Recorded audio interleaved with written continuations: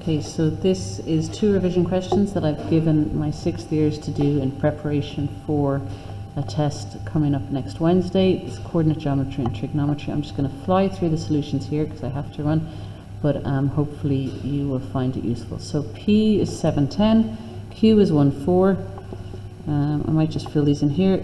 Q is 12, sorry. R is 11,4. Are the vertices of the triangle shown? The point U, 4, 6 is the midpoint of PQ, and the point V is the midpoint of PR. So find the coordinates of V.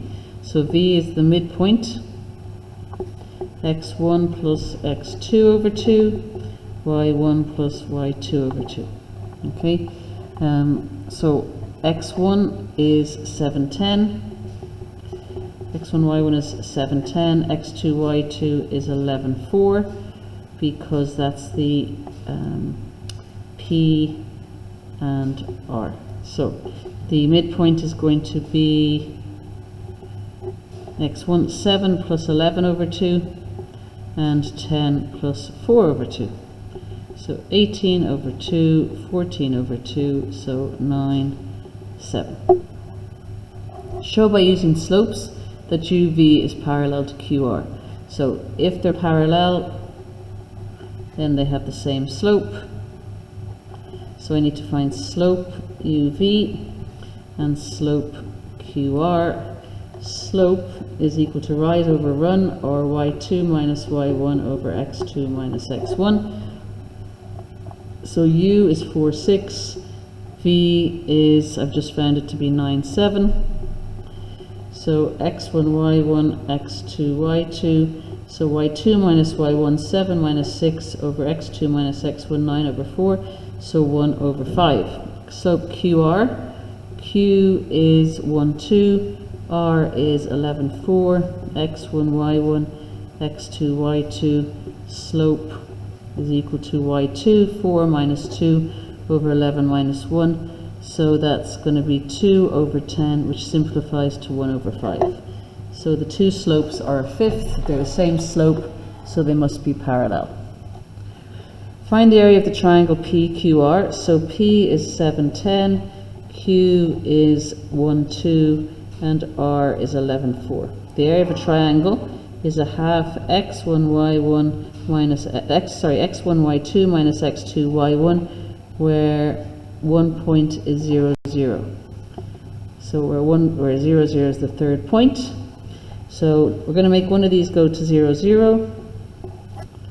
Okay, we're going to make that one go to 0, 0 because it's closest.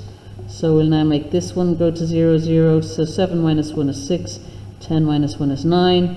Make this one go to not to 0, 0, but I'm going to do the same thing. Whatever I did here to make 2 go to 0 and 1 go to 0, I do the same action, the same translation as this. So on this one, so I took 1 away from the x, so I take 1 away from the x, 1 away from the x.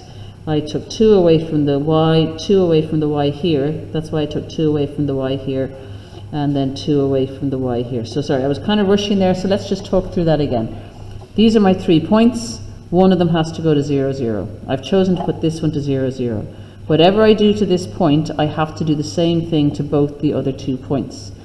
What I did to this point was I took 1 away from the x, and I took 2 away from the y. I have to do the same thing. 1 away from the x, 2 away from the y. 1 away from the x, 2 away from the y. So I now have 2 new points to use in my formula. So I rename these x1, y1, x2, y2.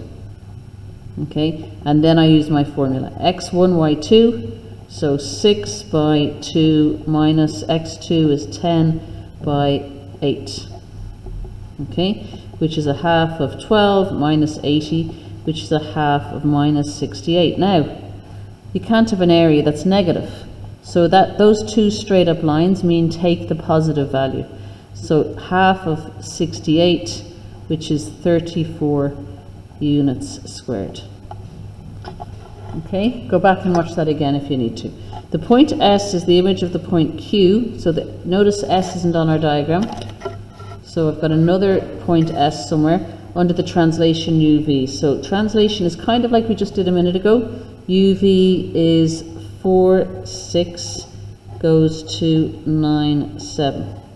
So I'm going to get a rule from this. Whatever happened to 4, 6, to map it onto 9, 7. So whatever I did to 4, 6 to get it to be 9, 7, I'm going to do the same thing to S, because it's going to somewhere else. S is, and I don't know S, it's, sorry, Q. Q is the point that's starting off, and it's going to S. The point S is the image of the point Q under the translation U onto V. So I've got to work out what happened here to get from U to V. Well, to get from the X coordinate to the X coordinate, I added 5. And to get from the Y coordinate to the Y coordinate, I added 1.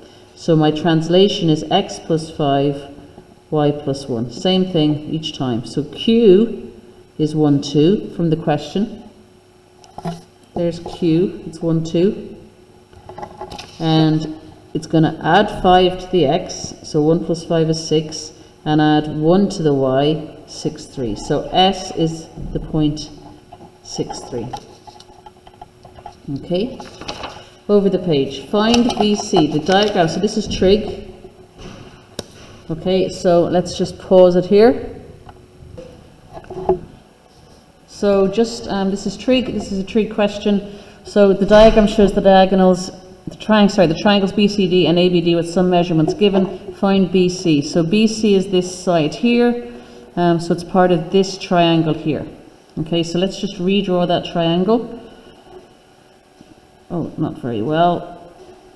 That's 110, that's 42, that's B, C, and D. And we know that this is 16, and I'm trying to find this side. Now, I actually don't have time to finish this now, but I'm going to give you a hint. I've got a side and the angle opposite, and an angle, and I'm looking for the side opposite. So that looks to me like it's going to be sine rule. Okay, so try the sine rule for that. And don't forget, this side is going to be on top. So x over sine 42 is equal to 16 over sine 110. Find the area of the triangle BCD. So that's going to be a half by A by B by sine C. So triangle BCD, that's the same triangle.